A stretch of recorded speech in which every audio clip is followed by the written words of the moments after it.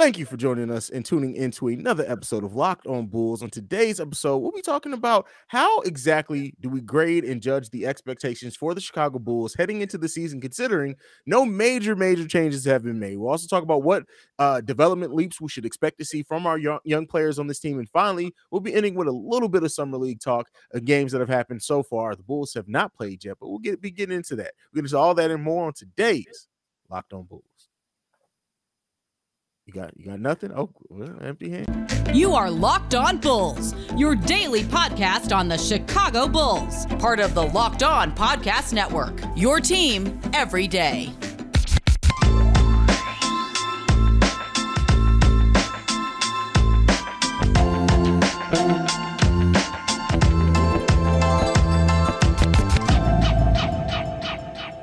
Thank you for tuning in to Locked On Bulls, member of the Locked On Podcast Network, where it's your team every day. And today's episode is brought to you by Locked On. Locked On Bulls is partnering with Arcade1Up to give away 3 free NBA Jam Shaq machines. That's right, 3.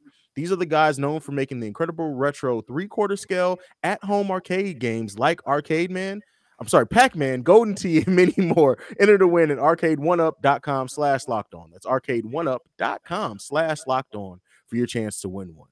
That's Pat, the designer, host, and creator of the Windy City Breeze. I'm Hayes, host and creator of Chicago Bulls Central, where I cover the Bulls every day. Let's go ahead and get into the topics for today. Pat, it's offseason. Some Bulls fans are up, some Bulls fans are down, some Bulls fans are kind of trying to take a wait-and-see approach at judging what this offseason really did and how much it helped improve the Bulls. So the question I ask you, I'm going to present to you first to kind of start off this episode is, how are you going to set the expectations for the Chicago Bulls heading into the season? This is before we get a chance to see them play together and how it comes together. How are you kind of gonna judge it to see if this offseason was a success or not? I mean, you're looking at what your guys are going to be able to bring to the table, right? Like Patrick Williams, of course, Zach LaVine, of the big money signings, but really you're looking at what kind of steps is this team going to make? We saw them take strides last season, going from what were we the year before? 38-win team, I think we were, all the way into being a playoff team, which is a big stride to take, right? Now, how do you take that next step? You were a first-round exit last year, didn't really compete in the first round last season. How do you continue to move forward? That's how you're evaluating everything, right? And when you break it down player by player, when we talk about Patrick Williams, Kobe White, guys like that, right? It compartmentalizes it a little bit, but for me, right, like looking at a guy like P. Will, how is he going to be able to take the next step? How's he going to be able to find shots to get himself involved in this offensive game, right? Those are the things that I'm focusing in on with the Chicago Bulls team, because there's going to come a time, hopefully not next season, hopefully not season after next, but there's going to come a time where we're going to start looking at DeMar DeRozan and we're going to start looking at Nikola Vucevic and we're going to say, hey, they're not the players they once were. And we need to start seeing some of these guys step up. We don't need another Lauri Markkanen and Wendell Carter situation happening here. I think that's kind of what it comes down to. Yeah, I mean, to me, like, and we'll talk about the young players, so I'm gonna step away from that. It really is what AK preached, and that's continuity. We see teams get better, but via continuity a lot. Not every team goes out and makes a major splash every offseason. Yeah. The Bulls made huge splashes last offseason in the players that they brought in, and they didn't get to see the best version of that because when P. Will came back, Lonzo was gone, right? We only got to see 5 games of our team technically fully healthy, but even in those games, Kobe White was out, right? So we didn't have his even the 12 points that he averaged off the bench. We didn't have that. So really looking at it, I'm going into the season judging, okay, since you decided to bet on continuity, and again, this isn't meaning that this is agreeing or this is the play that I think they should have made, whatever. That doesn't matter at this point. Because this front office decided to bet on continuity, how does now a second year of this core being together, what do they improve? How do they improve? How better do they look together? How better do they learn themselves? Now you don't have Zach LaVine, hopefully not dealing with a knee issue, not worrying about a contract, things like that. What do we see from this team now that we are betting on continuity? And then from the bench unit, right? Even in the bench unit, a lot of continuity on the bench. Really, the only 2 pieces we're looking at adding to the bench are Andre Drummond and Goran Dragic. Dragic. And Dalen Terry, if he ends up cracking the rotation and gets a role day one, possibly Marko Simonovic, again, a young player that we'll talk about in the next segment. But outside of that, there's continuity. Even when you look at Marko, people forget, like, Marko was practicing with this team besides being on the G League team last season. So what did they see? What did he learn in that? Things like that. That's what I'm looking for from this team. That's the best way that I think we can judge it, because they didn't make the splash move. And that's okay, right? If that's what you're betting on, you bet your money on continuity. We now need to see what that continuity does bring to this team and how much they improve as a team because they have continuity. And to that front, right? Like, I mean, you want to see this team not only with continuity in the starting unit, but listen, you're gonna have injuries. You're gonna have people go down. You're gonna have people that are gonna have little nicks and things come up, right? And there's we've heard and now we kind of understand from a fan standpoint after getting that inside view from CJ McCollum that there's days that sometimes you just aren't allowed to play. What I want to see is how does everybody interact, right? I've seen the Golden State Warriors dominate when Stephen Curry wasn't in the lineup. It doesn't look the same, but there's a game plan for that. There's a game plan for Klay Thompson going out. There's a game plan for Jason Tatum going out. There's a game plan for Jaylen Brown going out. How do the Bulls put that game plan in place and execute that game plan flawlessly? And I'll say this. We saw the Bulls play for the most part right above average without a lot of those guys in the lineup. But I think the thing is, right, getting to the point where, yes, you lose a piece maybe here or there, or somebody goes down with a smaller injury, hopefully nothing major. How do you adjust off of that? And it can't just be, oh, well, I'm not a defender, so I don't get out to the corner. Oh, I missed that, coach. My bad, coach. I didn't see that, coach. You know, those are the things that I think started to get in or started to erode what we were seeing from the Bulls last season, is that there were players coming in that were like, well, this isn't the role that I set out to be. Well, unfortunately, roles change throughout a season based on how you play. So I really want to see, and this could be, right, the path that AK's taken.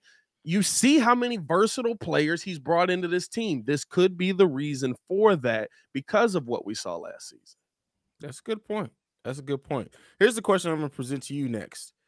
What place do you think Billy Donovan has in the improvement of the team as far as like changing his offensive scheme, changing the defensive scheme? How much weight do you put on adjustments that he has to make? Again, continuity with coaching staff as well. What weight do you put on that for this coaching staff? Oh, I think it's huge. You know what I'm saying? Like, listen, I'm more pro Billy Donovan than a lot of people, even though I was one of the people that before Billy got here that I was like, don't hire him because he hasn't won with big stars and stuff like that. But I'm more pro Billy Donovan because I see that Billy Donovan tells it like it is to us, and I feel like he's doing that to the team. He's willing to point out their flaws. He's willing to point out his own flaws, right? But there has to be a higher level of scheme that goes in, especially on the defensive side of the ball. I think there's a lot that goes into the players, right? But on the defensive side, you have to find a way, even if Patrick Williams isn't in there, if Vooch isn't it, whatever it is, that your guys aren't in a position to get killed. Now, I know last season you didn't have a lot of options. You got a 6'4" power forward. It doesn't do a lot. It doesn't do a lot, right? But now I want to see, how do you adjust to Patrick Williams being in the lineup and helping Vooch on the backside? How do you adjust and not getting Vooch destroyed in the pick and roll, right? That's the biggest fault I saw from Billy Donovan last year is still that Spurs game. Because there was no adjustment that came. There was no adjustment that was put in place to help out Vooch at all on a simple pick and roll. Yeah. And so that can't happen this season. You have to find ways to put your guys in the best position to be successful on the defensive end, more so to me, but I think on the offensive end as well, right? I do want to see how you get P. Will involved. P. Will, everybody's clamoring P. Will's going to take this step. There's an expectation he's going to be a huge piece for the Chicago Bulls this season. Where's he getting shots? How's he get it? He can't just be a spot-up shooter in the corner. His jump shot's too slow. So you got to figure that part out too.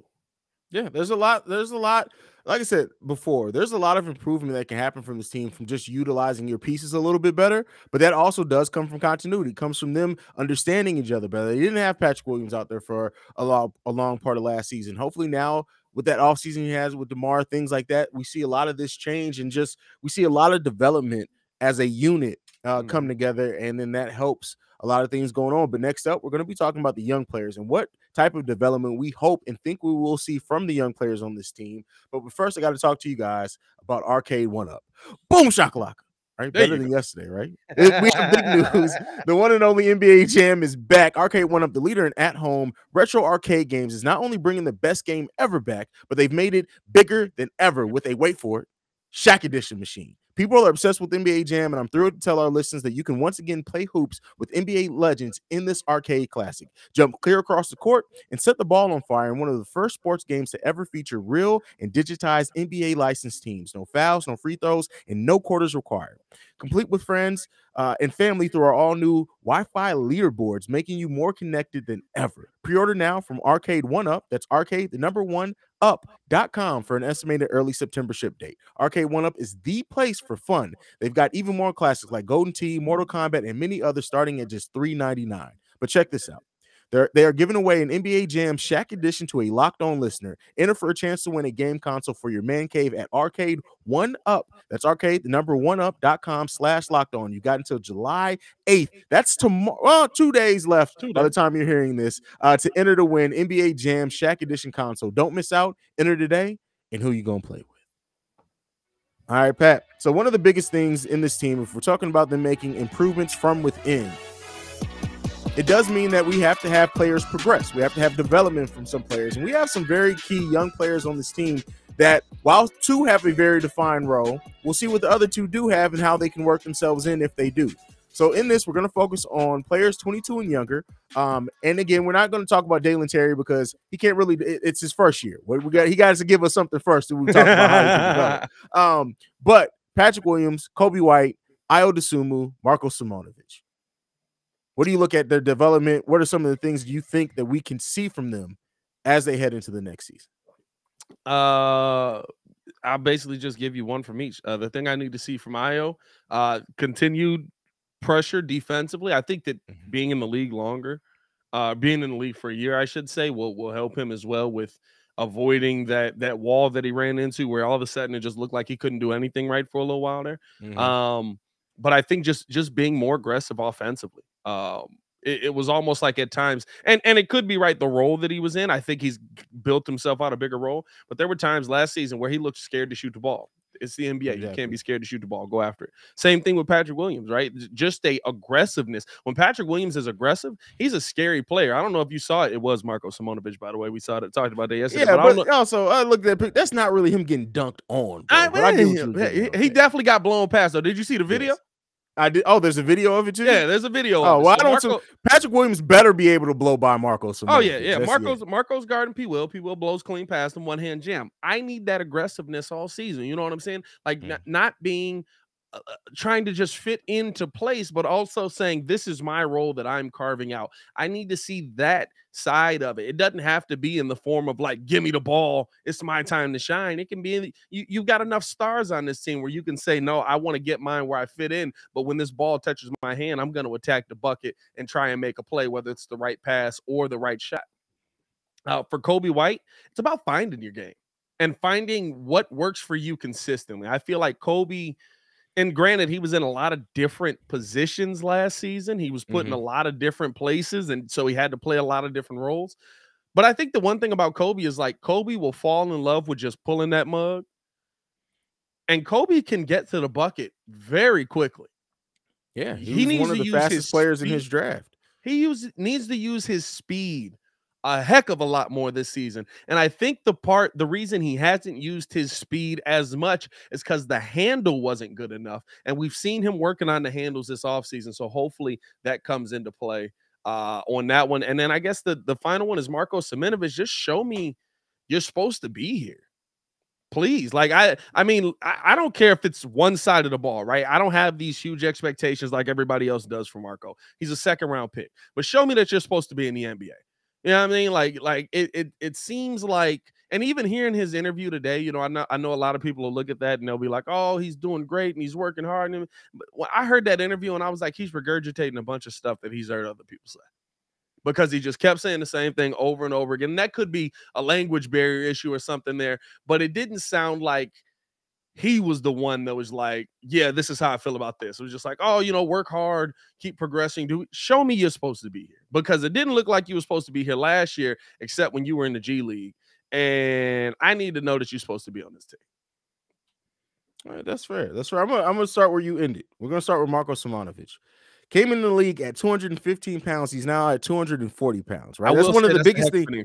That is a heck of an increase, especially if that's mostly muscle. The coaches down there said he's been in the gym every day. They also said Dalen Terry has been in the gym 2 to 3 times a day, and they had to kick him out of the gym a couple of times. Yeah, I love to hear that, bro. Yeah. Love to hear that. But Marko putting on that amount of weight, right? I'm sure that builds some confidence. That builds him, hopefully, realizing he's going to be stronger than some people in the now. We don't need Patrick Williams going down, crushing his confidence, blowing past him. But hopefully, Marko isn't guarding a lot of 3s and 4s coming into the league next season. But one thing that I will say about Marko, the thing is that I know you said it sounds like he was regurgitating a lot that was said to him. I look at that more as a player that isn't as confident in his English, and that's probably why he's regurgitating more so. Could be a language barrier. Yeah, I think it's a language barrier thing. But put it on weight.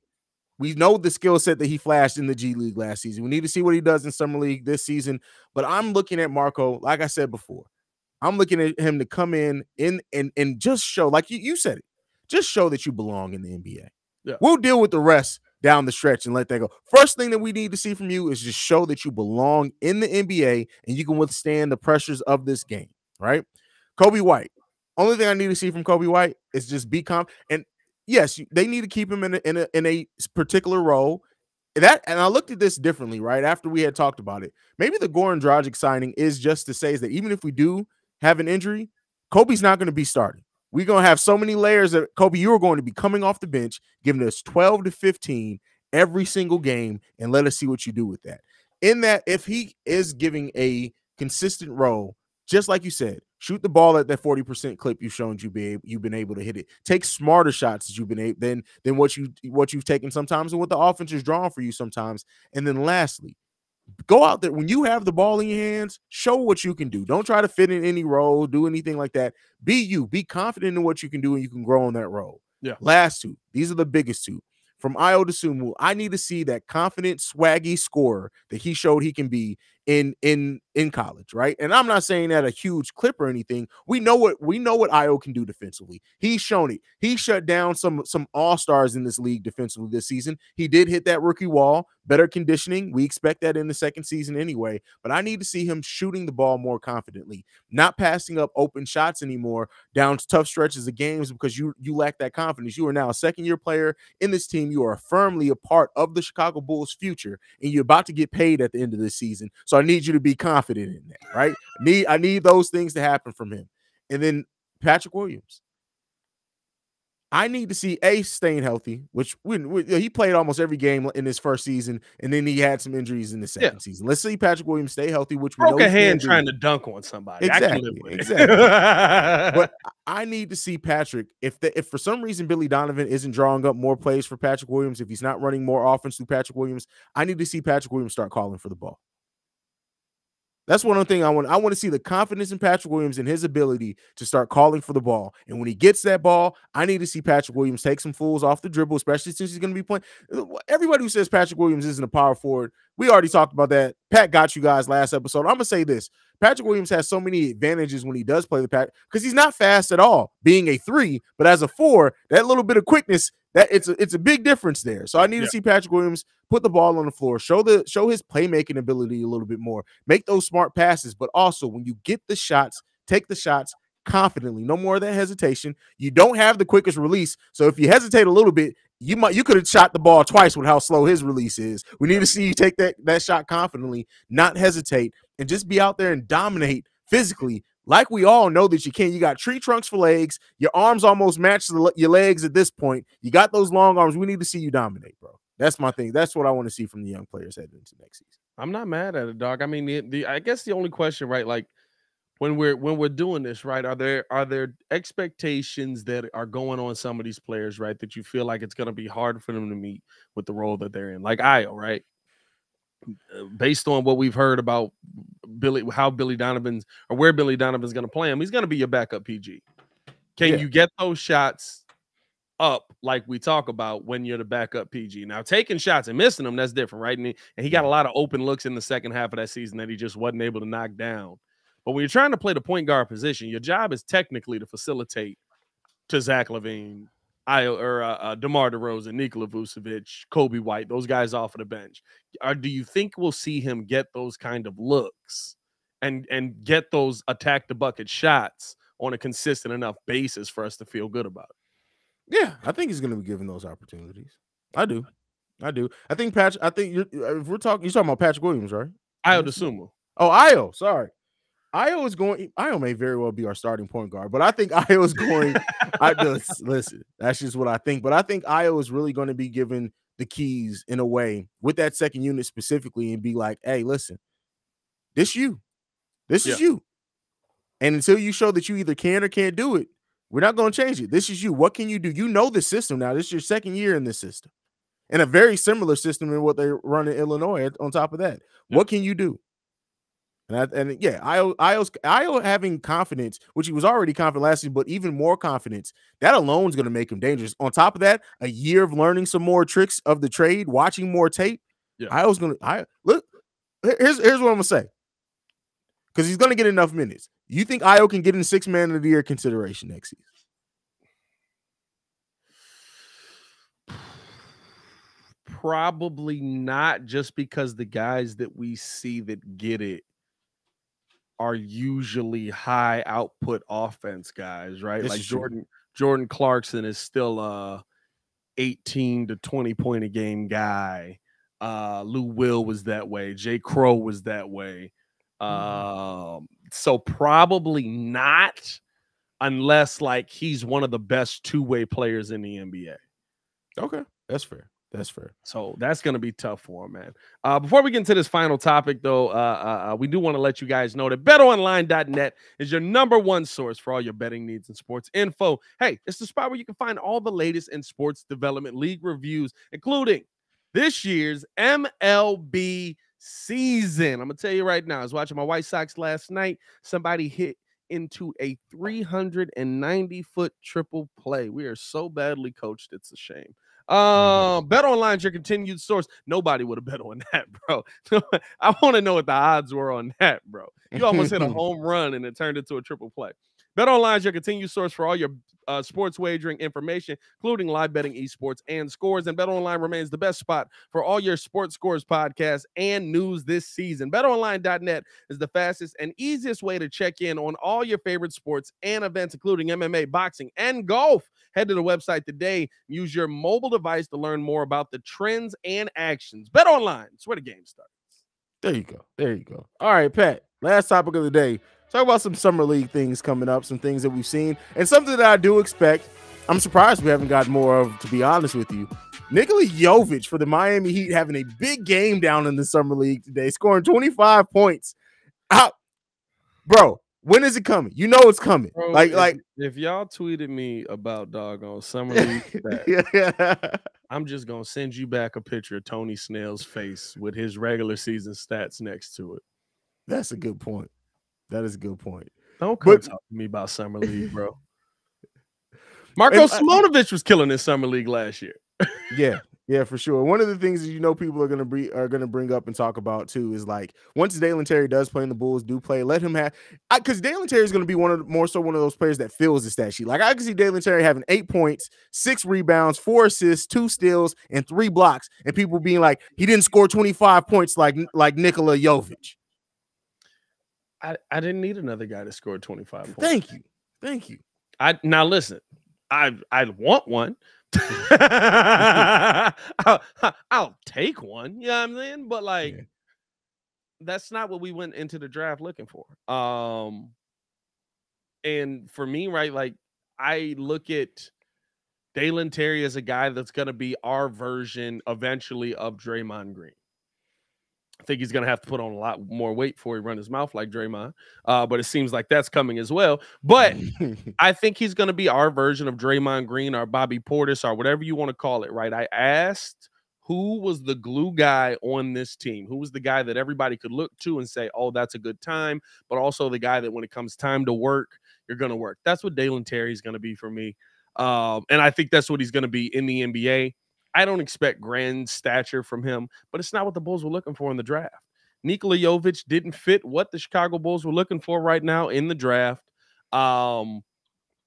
I didn't see his defense at all in that game. How's he look as a defender, right? Like if you were going to go big man, you were looking for a defender, even though Jovic is like a 2-guard that is 7 feet tall.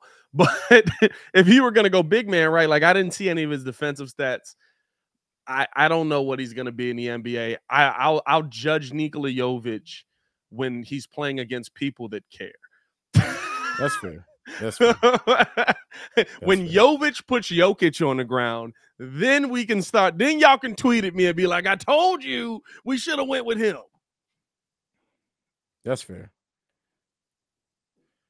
This is what I'm looking for. Summer League, Dalen Terry, or like I'm just looking for to see what his skill set is. Like I said, I'm trying to get such a good feel for Dalen Terry, the person. I'm not really looking to compare. It's Summer League, fam. Like you said, Tony Snell, Denzel Valentine, Doug McDermott. Well, Doug McDermott ended up turning into a heck of a player in the NBA. These players looked amazing in Summer League. So I'm not really looking to judge off that.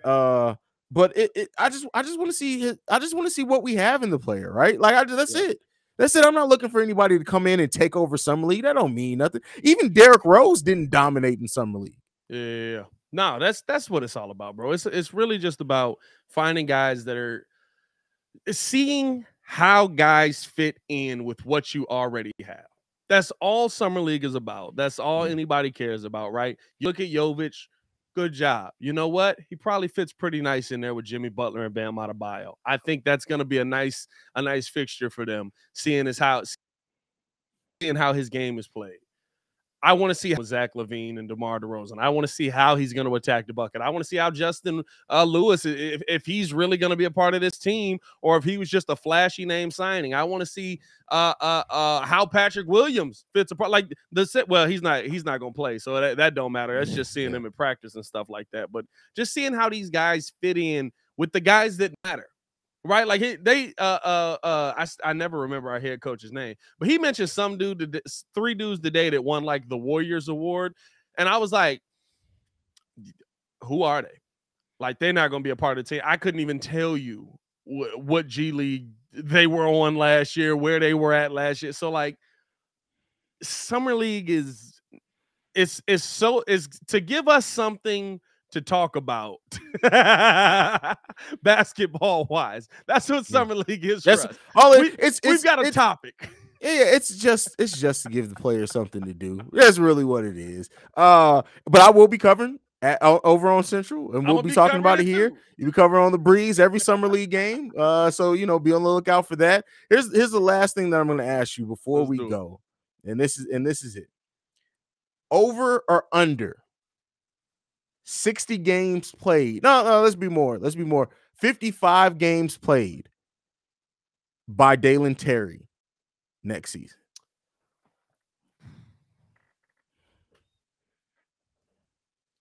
I'm going to be optimistic, and I'm going to say over. We know the guys will end up getting nicked up a little bit. We know the guys will end up needing breaks a little bit.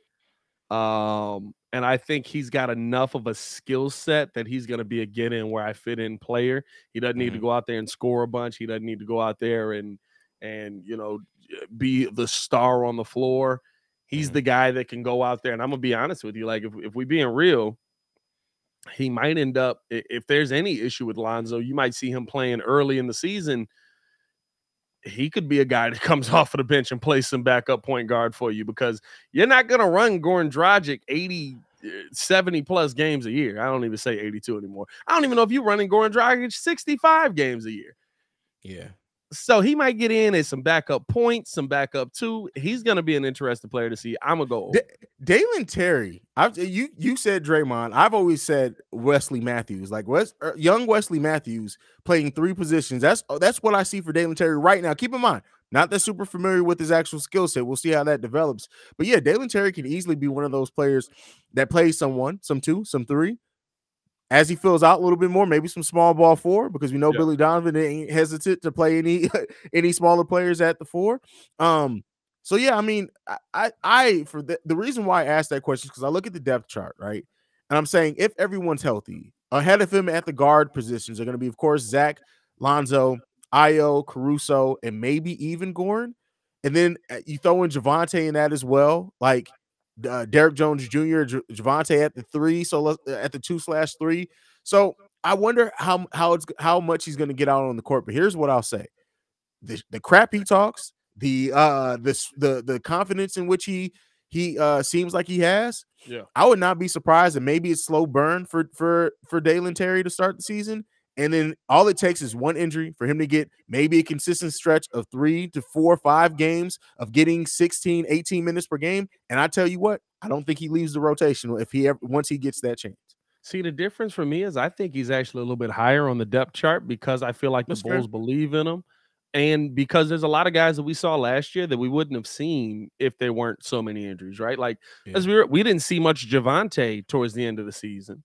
We didn't see as much as we like Javonte Green, right? Like, he was a player This is actually true. He was a player that fell out of the rotation because he's got to serve. Hey, go out there, go dunk some stuff and play defense, right? But I want to see players that are better than that.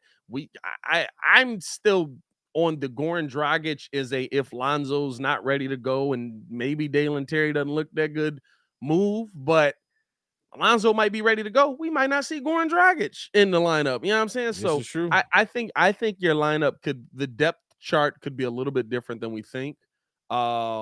Especially just seeing kind of how Billy Donovan played it last season. And we know he's not scared to play young guys. He kind of like with Ayo, it was just like, give him a nibble, give him a nibble, give him a nibble. Oh, this kid can play. Yeah.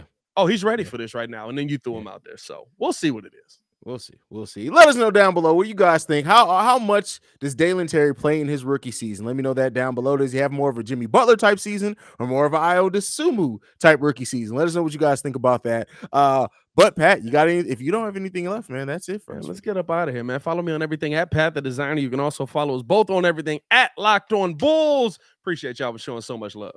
And you can follow me at CEO Hayes, at CEO Haize. Thank you for tuning in and making Locked On Bulls your first listen every day. Now for your second listen, go and check on Locked On NBA, where the Locked On NBA experts break down all the latest news, rumors, and events going down in the NBA in 30 minutes or less. You can also catch our very own Pat the Designer over there once a week on Wednesdays. But that is it from us for today. For Pat the Designer, I'm Hayes. This has been Locked On Bulls. We out this mug. We'll see you guys tomorrow. Peace out.